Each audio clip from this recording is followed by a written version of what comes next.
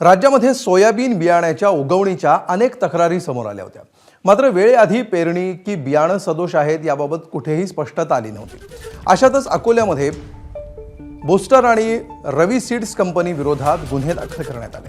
उगवण चाचणीमध्ये बियाणं निकृष्ट आढळल्यानंतर ही कारवाई कृषी विभागाने केली आहे। सोयाबीन पेरणी करून 2 आठवडे उलटल्यानंतरही अंकुर फुटेना अशी परिस्थिती होती। सोयाबीन बियाणांचे नमुने प्रयोगशाळेमध्ये पाठवण्यात आल्यावर प्राथमिक अहवालानुसार बियाणं निकृष्ट दर्जाचं असल्याचं अहवालातून समोर आलं। अखेर अकोल्यामध्ये सिटी कोतवाली आणि MIDC पोलीस ठाण्यामध्ये बूस्टर आणि रवी सीड्स बियाणे कंपन्यांवर गुन्हे दाखल झाले।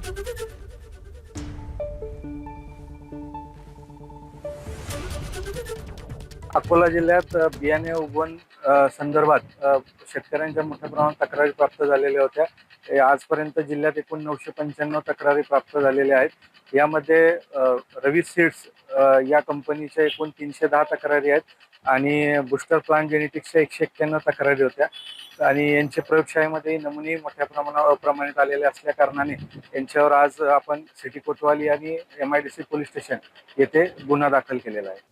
दरम्यान शेतकरी आणि माध्यमांनी साथ दिल्यामुळेच दोषी कंपन्यांवर गुन्हे दाखल होऊ शकले असं माजी आमदार अमोल मिटकरी यांनी म्हटलंय।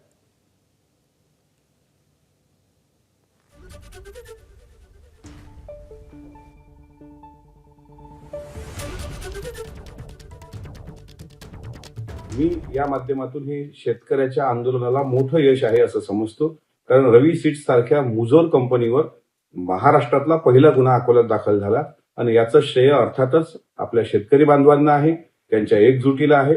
आणि जे कोणी पत्रकार यामध्ये ज्यांनी सहकार्य केलं, मग ते प्रिंट मीडिया विशेषतः इलेक्ट्रॉनिक मीडिया, त्यांचं पण मनापासून आभार मानतो, कारण पत्रकार बांधवांचं सहकार्य असल्याशिवाय हा लढा पूर्णत्वास जाऊ शकत नव्हता। या लढा अल्प प्रमाणात का होईना पण आम्हाला यशस्वीपणे जिंकता आला। तर अन्न आणि औषध विभागाप्रमाणेच कृषी विभागामध्ये धडक मोहीम राबवण्याची गरज असल्याचं काँग्रेसचे प्रदेशाध्यक्ष हर्षवर्धन सपकाळ यांनी म्हटलंय। तर सरकारनं सोयाबीनच्या प्रश्नावर गांभीर्यानं लक्ष घातलं पाहिजे अशी मागणी काँग्रेस नेते विजय वडेट्टीवार यांनी केली आहे। बोगस बियाणे, बोगस पदव्या, बोगस नोकऱ्या, बोगस पेपर फुटी याचं सरकारने पेव ओढलेलं आहे आणि बोगस बियाण्यांच्या माध्यमातून एक मोठं रॅकेट हे सत्ताधाऱ्यांच्या आशीर्वादाने कार्यरत आहे।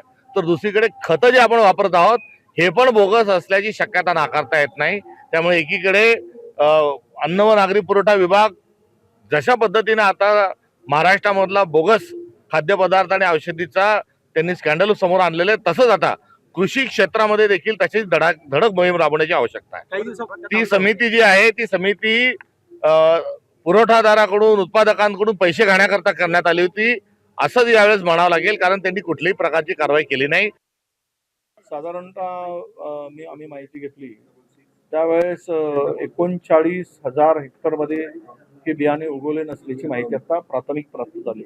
त्यामुळेच असेंब्लीमध्ये सुद्धा आम्ही हा विषय मांडला। त्यावेळेस सगळ्या बोगस कंपन्यांवर कारवाई करू असं आश्वासन मंत्री महोदयांनी दिलं आहे। आता अधिवेशन फ्रायडेला संपलं, पाहू 2-3 दिवसात काय 4 दिवसात कारवाई होते। पण पर्यायी बियाणे सरकारने उपलब्ध करून दिले पाहिजे ही आमची आग्रही मागणी होती, कारण दुबार पेरणीची पाळी आली किंवा संकट आलंच तर सरकारने ती तयारी ठेवावी असं आम्ही सांगितलं। सरकारने आश्वस्त केलं आहे, पण आता हे लबाळाचं जेवण खाल्ल्याशिवाय काही खरं नाही आमंत्रण, ते होतं की नाही ते बघू।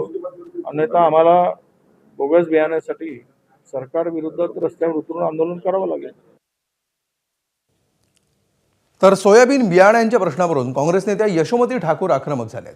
शेतकऱ्यांसोबत लबाडी सुरू असल्याची टीका यशोमती ठाकूर यांनी सरकारवर केली आहे। सरकार आहे हे अजिबात शेतकऱ्यांच्या प्रती चांगली भावना ठेवत नाही, हे आता सिद्ध झालेलं आहे।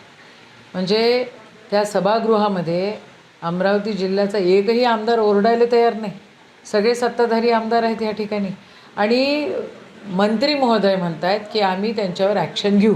अरे ॲक्शन घ्या ना तुम्ही जर कडक असते तर ह्या अशा कंपन्या बोगस कंपन्या तयारच झाल्या नसत्या, पण तुमचं लक्षच नाही आहे शेतकऱ्यांकडे। गांभीर्यपूर्व या सगळ्या गोष्टी निकाली काढल्या पाहिजे। सरकारने शेतकऱ्याला दुबार पेरणीचं कंपेन्सेशन देणं अनिवार्य आहे।